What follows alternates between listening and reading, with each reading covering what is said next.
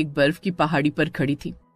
हे भगवान, हमने तो सुना था कि हमारी ससुराल बर्फीली पहाड़ियों पर है, इसलिए हमने शादी के लिए हाँ कर दी। अरे तो तुम्हारी ससुराल बर्फ की पहाड़ी पर ही तो है। माँ, कहीं आपने हम 10 भाइयों की शादी अंधी लड़कियों से तो नहीं करवा दी? लगता है इन्हें दिखाई नहीं दे रहा कि हम लोग कहाँ खड़े हैं। आप लोग आपस में ही बात कर लो। अरे कम से कम हमारी बात तो सुनो। हमने कब कहा कि हमारी ससुराल बर्फ की पहाड़ी पर नहीं है? लेकिन ये पहाड़ी तो जमीन से बहुत ऊंचाई पर है। हम सब यहाँ पर ठंड की वजह से कांप रहे हैं। यहाँ आसपास तो हमें कोई घर दिखाई नहीं दे रहा। क्या हम पहाड़ी पर तंबू डालकर रहेंगे? अरे मेरी प्यारी बहू, अपना अपना घूंघट उठाकर जरा ऊपर की तरफ देखो, वो सामने हमारा राजमहल है। सभी बहुओं ने अपना घूंघट उठाया और मुंडी उठाकर ऊपर की तरफ देखा तो दूसरी पहाड़ की चोटी पर बहुत ऊंचाई पर एक आलीशान महल बना हुआ था। अरे वाह सासू माँ, हमारा ससुराल तो काफी आलीशान है। हमें माफ कर दीजिए सासू माँ, जल्दी से हमारा गृह प्रवेश तो कराइए। ठीक है, एक एक करके तुम सभी बहुएं इस रस्सी को पकड़कर ऊपर चढ़ जाओ। ये सुनकर सभी बहुएं हैरान हो गई। ये आप लोग कैसी बहकी बहकी बातें कर रहे हैं? यहाँ कोई सीढ़ी नहीं है क्या? ममता, हम सब इसी रस्सी के सहारे ही ऊपर चढ़ते हैं। हमने कई बार सीढ़ियाँ बनाने की कोशिश की, लेकिन सीढ़ियाँ बनाते ही वो नीचे गिर जाती थी, क्योंकि ये पहाड़ी बर्फ की है। रस्सी के अलावा राजमहल तक जाने का कोई रास्ता ही नहीं है हमारे पास। अगर तुम लोग चाहो तो शादी तोड़ दो। अरे नहीं नहीं, जब आप लोग इस रस्सी के सहारे राजमहल में जा सकते हो तो भला हम लोग क्यों नहीं? सबसे पहले रानी ने रस्सी पकड़ी और ऊपर चढ़ने लगी, लेकिन जैसे वो थोड़ी दूर तक चढ़ी वो धड़ाम से नीचे गिर गई। ओई माँ, ओई अम्मा, आहा! इतना चीखने चिल्लाने की जरूरत नहीं है बहू। सिर्फ 3 फीट की ऊंचाई से तुम बर्फ के ऊपर गिरी हो, चट्टान के ऊपर नहीं जो इतना चिल्ला रही हो। बर्फ की वजह से रस्सी थोड़ी गीली है, इसलिए मजबूती से पकड़कर चढ़ो। ठीक है सासू माँ, एक बार फिर से कोशिश करती हूँ।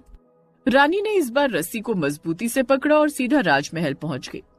उसको देखकर बाकी की बहुओं को भी हिम्मत आई और धीरे धीरे एक एक करके सभी बहुएं राजमहल में चढ़ गई। लेकिन अभी भी सब ठंड की वजह से कांप रही थी। कांपना बंद करो, धीरे धीरे ठंड में रहने की आदत पड़ जाएगी। और वैसे भी गर्म कपड़े तो तुम लोग लाई ही होगी। वैसे ये बताओ, कैसा लगा तुम लोगों को अपना आलीशान ससुराल? सभी बहुओं ने राजमहल को बड़े ही ध्यान से चारों तरफ देखा। माँ जी, ये राजमहल तो ठीक वैसा ही लग रहा है जैसा संजय लीला भंसाली की फिल्मों में दिखाया जाता है। तो ठीक है, आज इस राजमहल में तुम सबकी पहली रसोई है। जल्दी जल्दी खाना बना लो क्योंकि रात भी होने वाली है। इतना बोलकर उसकी सास और उनके पति अपने अपने कमरे में चले गए। इसके बाद 10 बहुएं रसोई घर में आई। बहनों, जितना बड़ा ये रसोई घर है उतने बड़े तो हमारे घर भी नहीं होते। बहुत आलीशान रसोई है और इस रसोई घर में तो सारा सामान रखा हुआ है। मैं तो सबके लिए बर्गर और पिज्जा बनाऊंगी और मैं सबके लिए ठंड के मौसम में गर्मा गर्म चाय और प्याज के पकौड़े बनाऊंगी। तो ठीक है, मैं सबके लिए छोले भटूरे बनाती हूँ। तो इस तरह सभी बहुओं ने अपनी अपनी पसंद का खाना बना लिया। उसके बाद खाने की टेबल पर बैठकर सभी लोग एक साथ खाना खाने लगे। अरे वाह मेरी बहुओं, आज तो तुम सबने मिलकर 56 भोग बना डाले। ठंड के मौसम के हिसाब से ही तुम लोगों ने खाना बनाया है। हाँ माँ, सही कह रही हो।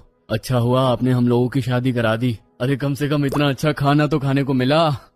माँ जी, यहाँ से बाहर का नजारा कितना अच्छा लग रहा है।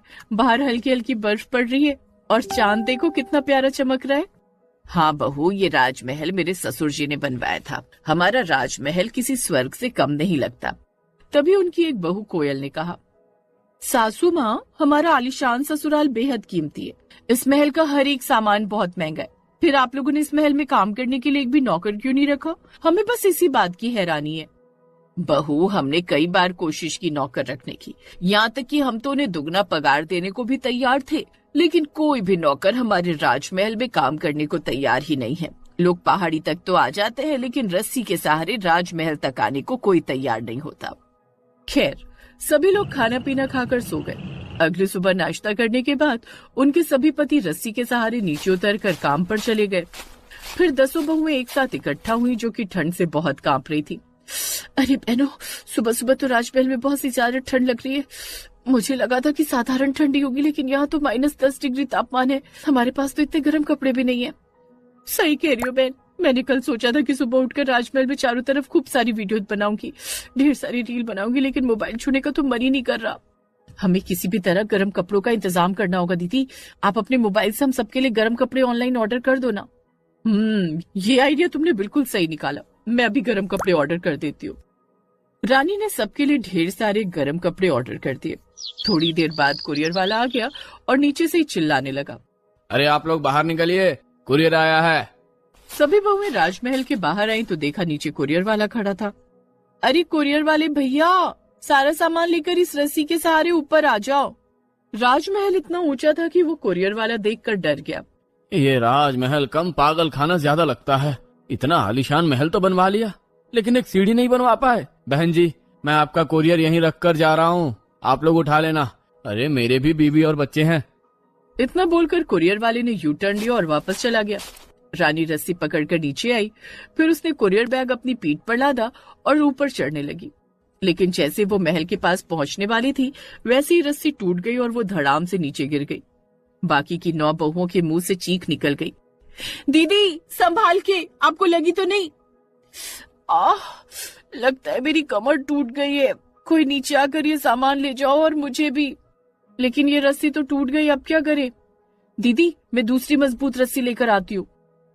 कोयल और बाकी बहुओं ने मिलकर दूसरी रस्सी को राजमहल के दरवाजे की कुंडी में बांध दिया। फिर उसी रस्सी के सहारे ममता नीचे आई, फिर सारा सामान और रानी को भी ऊपर लेकर आ गई। उसके बाद रानी की कमर पर बाकी बहुओं ने हल्दी का लेप लगाया, जिससे वो ठीक हो गई।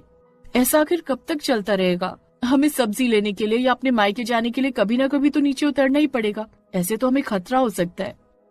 तभी वहां पर उसकी सास आ गई। बहू, अब हम कर भी क्या सकते हैं?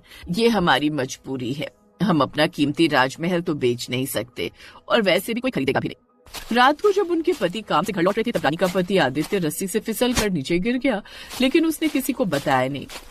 हे भगवान, कोई तो रास्ता दिखाओ। कब तक हम लोग इस रस्सी के सहारे चढ़ते रहेंगे? भैया, हमने हर कोशिश करके देख ली, लेकिन यहाँ से ऊपर तक सीढ़ी लगाने का कोई रास्ता हमें नजर नहीं आया। चलिए, हम आपको ऊपर ले चलते हैं। खैर, किसी तरह से सभी भाई कोशिश करके ऊपर चढ़ गए। इस तरह ऊपर से नीचे उतरने में हर कोई कभी न कभी नीचे गिर जाता था और उन्हें चोट भी आ जाती थी, लेकिन कोई किसी से बताता नहीं था। ऐसे दिन बीत रहे थे। फिर एक दिन, सासू माँ, घर की सब्जियां खत्म हो गई हैं और हमारा भी बाहर घूमने का बहुत मन कर रहा है। हम लोग पहाड़ी से नीचे जो बाजार लगती है, वहां से सब्जियां लेकर आते हैं, इसी बहाने घूम भी लेंगे। ठीक है बहू, लेकिन संभाल कर उतरना चढ़ना। किसी तरह बहुएं नीचे उतरी और पहाड़ की गोद में बनी मार्केट चली गई। उन्होंने सब्जियां खरीदी और बाजार को बहुत ध्यान से देखने लगी। पहाड़ की गोद में बनी ये मार्केट कितनी प्यारी और खूबसूरत लग रही है।